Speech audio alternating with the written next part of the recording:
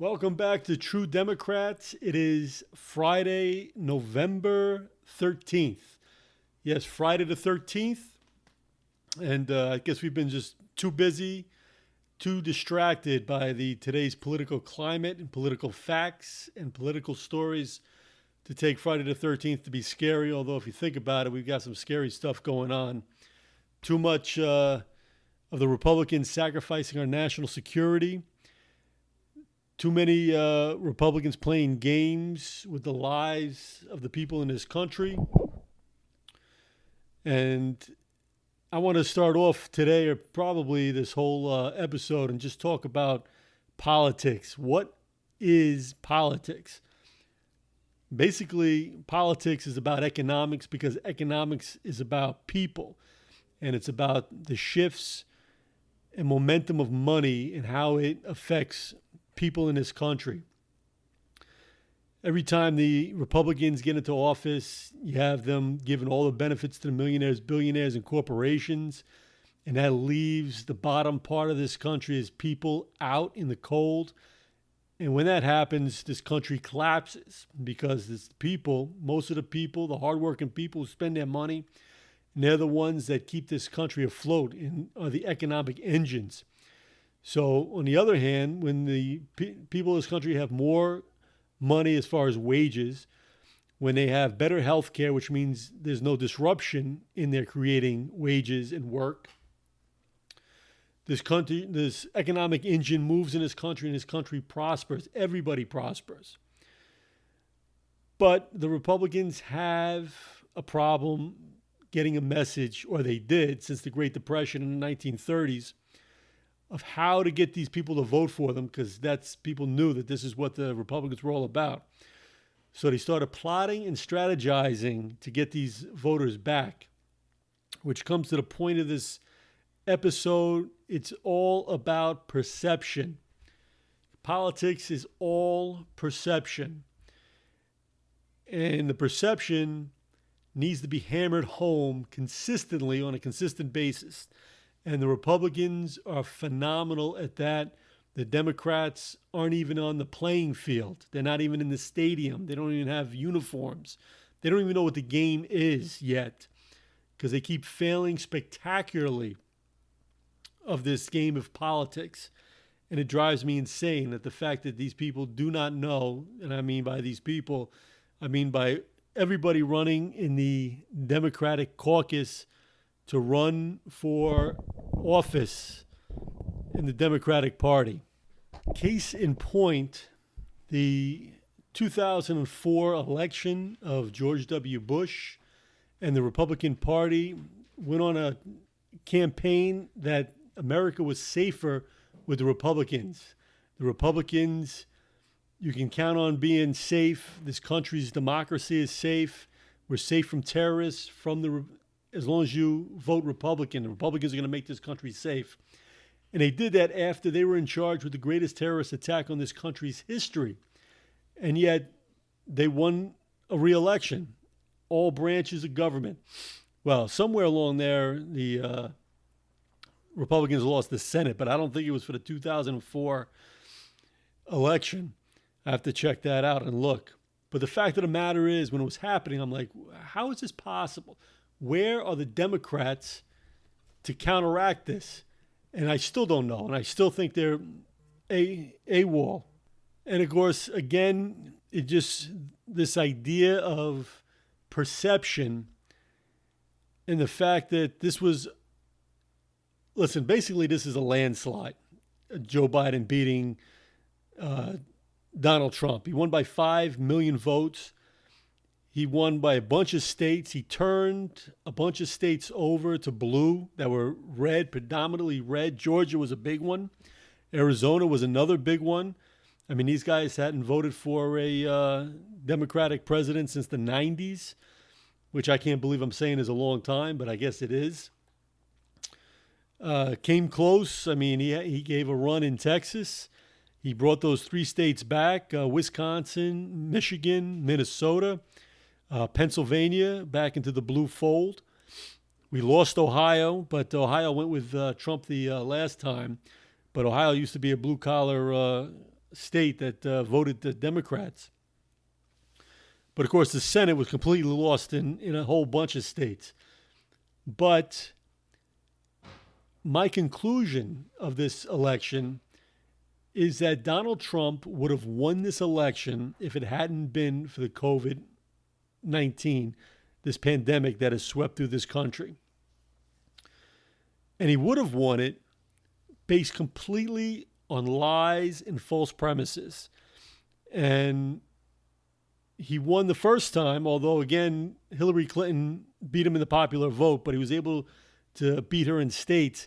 And he beat her in states based on misperceptions and lies. Like, he was a good businessman. This guy is the worst. And he's been bankrupt. He owes people money. No American bank will lend him money. But the perception was that this guy was a billionaire businessman who made deals. And he talked like it, gave American pride. That's the other thing. American pride and nationalism. This is a great country. Most of the middle, in between the coast in this country, you can fog up all facts. You can get away from the truth if you throw nationalism there and say America's the best and this, that, the other thing. The fact of the matter is also these 4 years, he completely hijacked an economy from President Obama that was steady and building. And while it was steady and building and President Obama was in the White House, he denounced it, saying this was the worst economy ever. This is the worst economy ever, which helped him, I believe, win these elections and win these states, to win the Electoral College, to become president of the United States. But as soon as he got into the White House, he did nothing except cut taxes. His only policy since being president of the United States was to cut millionaires, billionaires, and corporations' taxes.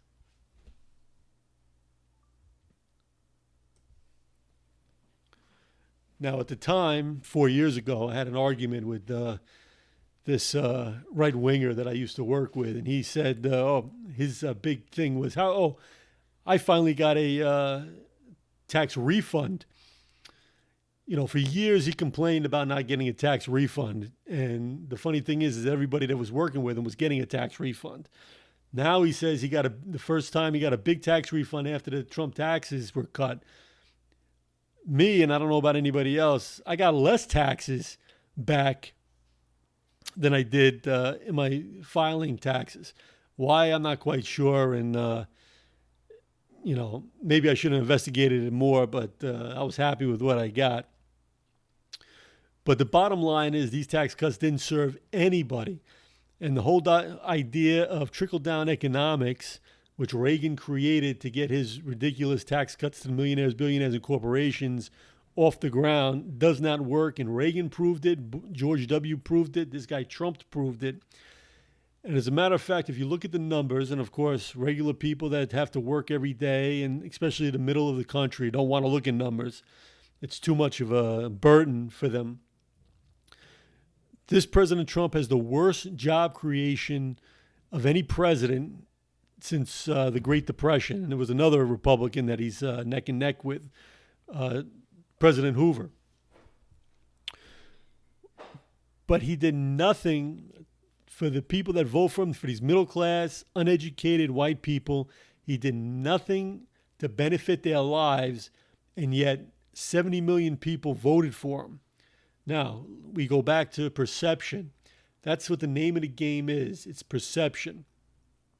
In all 4 years, he said that this economy was the best economy ever. Your 401ks were the best, even though I'm sure that more than half of his voters that voted for him don't even have 401ks.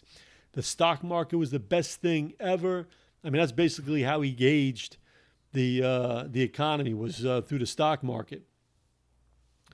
But that's perception. The economy froze, the GDP froze, job creation froze and actually went down.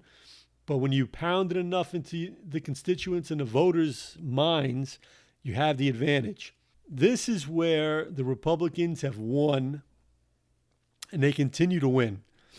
They continue to win. They started with Clinton, and I said this, I think, in the last show, where they just said his character was horrible. They started investigations on him, investigations that panned out for nothing.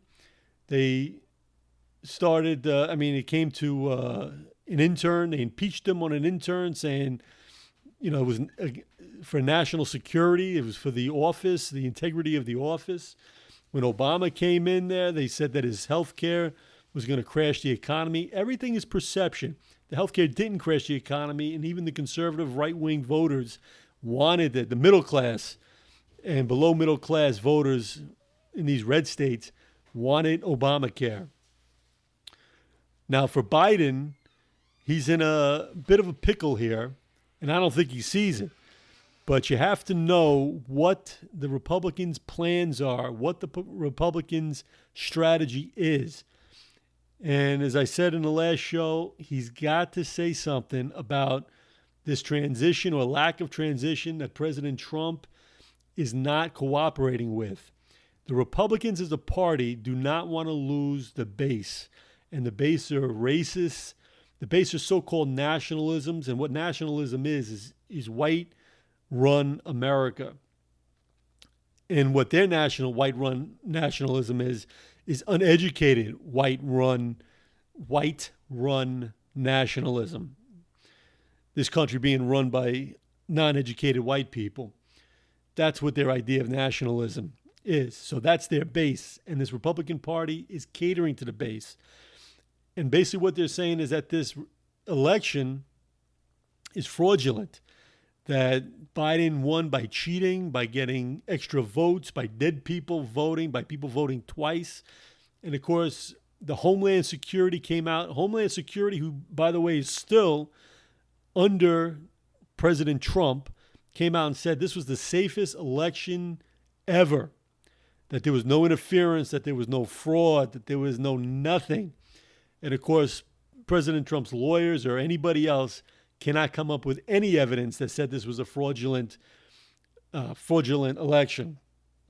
But again, we're not dealing with facts. If we were dealing with facts, the Republicans would have nobody in the Senate, nobody in the House, and nobody in the White House. But what we're dealing with is perception. And the longer President-elect Biden allows these rumors and this talk to go through, all 4 years of his presidency is going to be looked at in middle America as fraudulent. And that's going to hurt him in the midterms. That's going to hurt him for his reelection.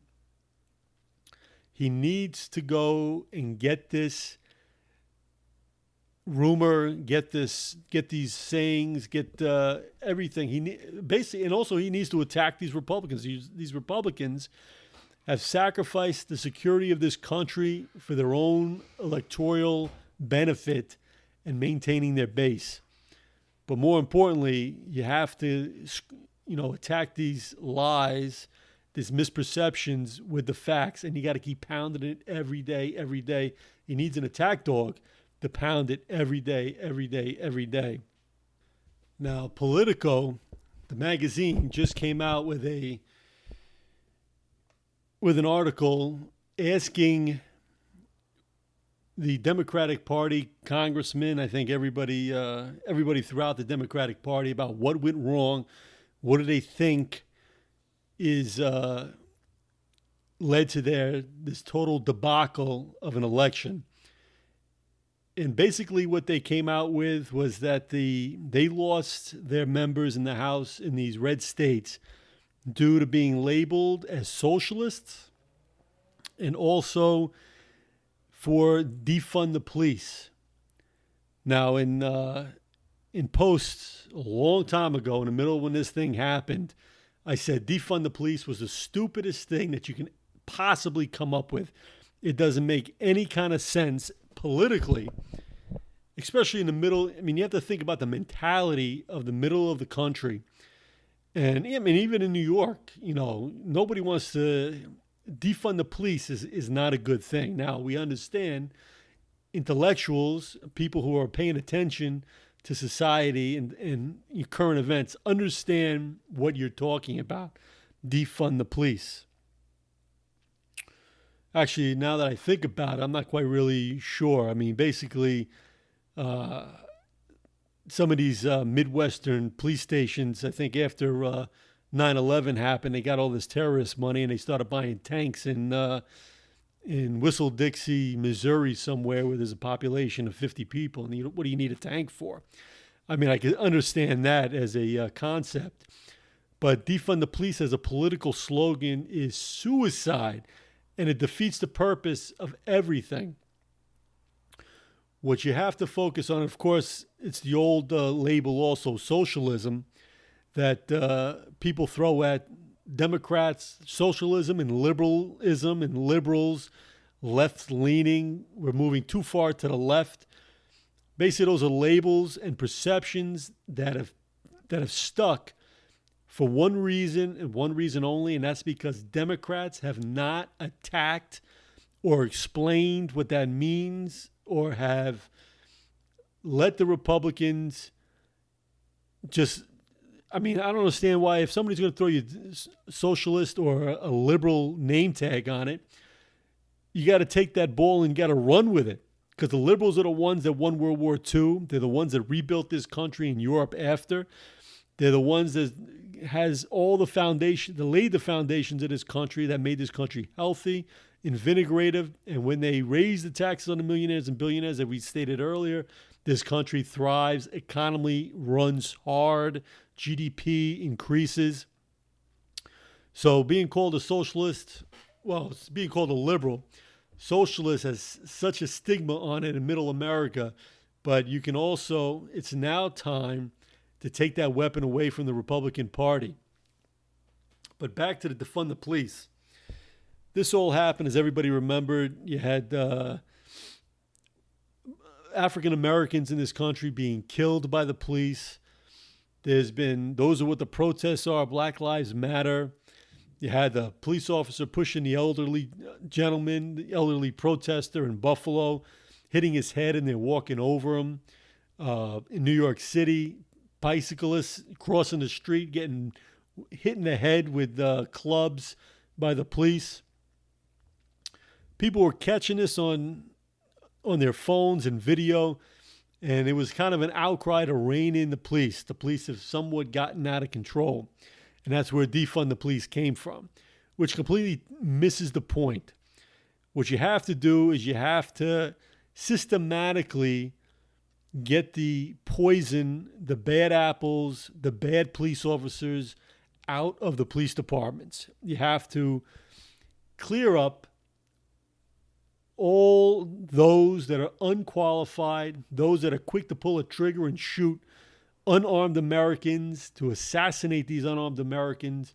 There has to be a better training process.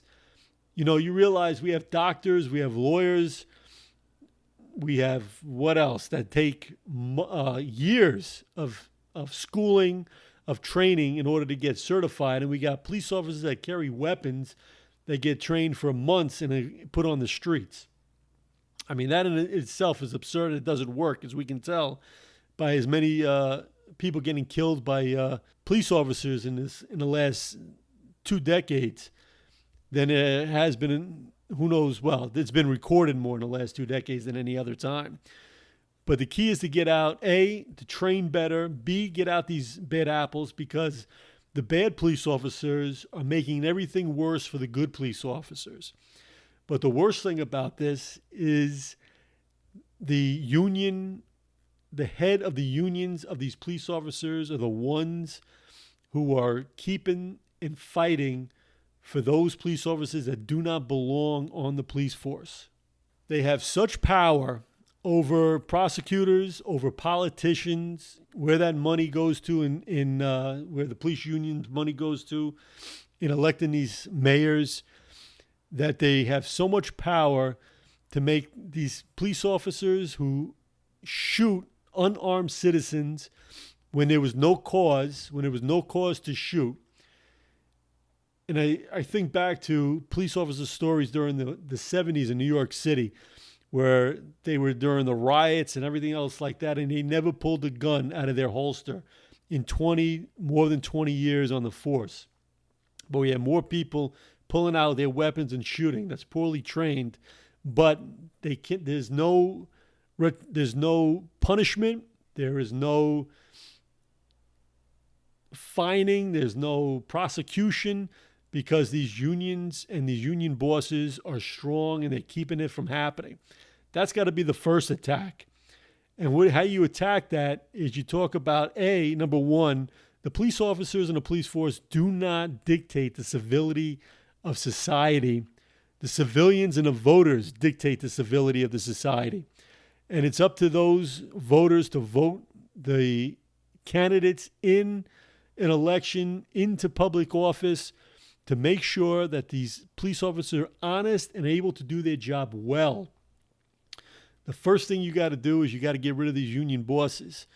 It's these union bosses that are allowing these police officers to step over a line, to act unprofessionally, to get to not only assassinate American civilians that are unarmed and not causing any kind of crime, but it's also enabling those who think that they can get free lunches, which is not what police officers are supposed to do. That's unprofessional, and that's what, being a police officer, you're supposed to be held to a higher standard, but we completely lost all that. These union bosses have disregarded that. We can go back to the days where you can pay off police officers, give them that extra cash, so maybe you can get a couple of illegal things going on there. Everybody remember the days of Serpico? Serpico, who was doing the right thing, and of course all the police officers went after him, all the corrupt police officers went after him. And of course these corrupt police officers who are being protected by the union bosses are disabling those good police officers who join the police force to serve and protect their town, their city. They're not able to do their job, and they're able to do it under a lot of stress because the blue wall makes them have to turn their back, or if they say something about a police officer who's having misconduct, the good police officers are the one that are getting shunned and their lives are being miserable. And this is all because of the union bosses. Now, get a guy like Donald Trump and the Republicans. Donald Trump, who likes to say he pays politicians to do what he wants. People who go to his hotel, give him money, they'll do what they want. It's all about graft. We've lost the whole the idea of professionalism, doing what's right for the town and the community, service for the country, service for the state, service for the people. And it's come over to be a corrupt system. And this is what Donald Trump and the Republicans have done. Mitch McConnell has lines at his office every month that he's in the Senate with all these corporations looking to do business with him. And it's the same thing with these corrupt police. So it's not about defunding the police departments. It's about ripping out the cancer, these corrupt cops, these cops that are poorly trained or shouldn't have been on the police force to begin with, and they're protected by these union bosses. And these union bosses are more interested in keeping these unqualified police officers and these criminal police officers that are killing Americans without any kind of punishment. That's who we got to look at. Remember Serpico, who laid out for New Yorkers the corruption in the police force. And until he told his story to the Times, again, the liberal media doing the right thing for this country and the people in New York, they were able to get a commission and clean up the police force. And that's the way you address these police brutality and this police misconduct.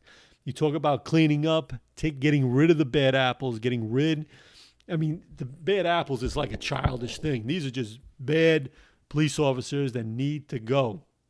That's how you campaign against it. One word, defunding, and you look like you against the whole police department. But these unqualified police officers are deterrent, and they're a problem for those good police officers just trying to do their job. And we're on their side, the Democratic Party, not the Republican Party. So that's how you deal with this whole police corruption thing. The socialism thing, listen, all they had to do, they name call. They like to call everybody names, but they couldn't tell you what socialism means. So this is what you do. Oh, he's a socialist, that liberal socialist going to the left, too far to the left. Well, then you say, yeah, you know what socialism is. What about Social Security? That's why the Republicans want to take away, cut your Social Security benefits and raise your age for Social Security. When anybody's telling you that is accusing somebody of being a socialist, you know your Social Security is in big trouble with this guy. What about Medicare? Medicare, if he's telling you, if he's throwing out the socialist word, you know your Medicare is in trouble with this guy. That's why every Republican governor, after Obamacare came in and the expansion of Medicare and Medicaid throughout each state was going to help the insurance, help the healthcare system in this country, every Republican denied it, denying their citizens of their state health insurance and health care. And you could say, listen, that's what these people who are throwing these socialist word is about. They're going to take away your health care. They're going to take away your Social Security. They're the ones that are keeping your wages suppressed. You know, if you want to throw me socialist, I guess you say, because I want you to raise your wages. These guys want to suppress your wages. You have to point out what you believe in and what you're going to get done, and the opponent, these Republicans, are going to be completely against it. You know, and call them a monopolist if you have to. Find up a word to throw back at them. What's a monopolist? A monopolist is taking a corporation over an individual. They're the ones that want to let the corporations pollute the water. They're the ones that want to let the companies make crappy items or poor items, poor products that may kill people, but they're not going to be able to get sued or be responsible. Again, same thing with the police department. You got people that are shooting unarmed civilians and Americans, and they're getting away with it. The same thing with the corporations. They're making faulty products that'll kill somebody. They're polluting water that may kill somebody, but they're able to get away with it because of the Republican Party. The banks were able to crash the economy by gambling with the money that we gave them, and it crashed the economy, and the Republicans protected them. The Democrats came and secured them and regulated them and put the chains on it to make sure that they wouldn't crash the economy again. As soon as the Republicans took over the Senate and Congress and Trump was in office, they took those reins off. So now the banks can play around with our money again and have another catastrophe, another collapse. That's what a monopolist does. But what's most important is you got to fight the perception game. You have to be able to compete and pound into a message what these Republicans are all about, what they're for, what they stand for. They don't stand for the working people of this country. You have to be able to go and attack and defend yourself every time somebody throws a socialist or liberal view at you. And, it's amazing that you lost the pride for being a liberal. Liberal means liberty. That's the freedom. You want to talk about freedom. Freedom is not getting tons of bills that are completely unnecessary and weigh you down or suppress a wage, and you got to work 3 jobs and you still can't make a living and make payments. That's not freedom. That's not liberty. That's the monopolists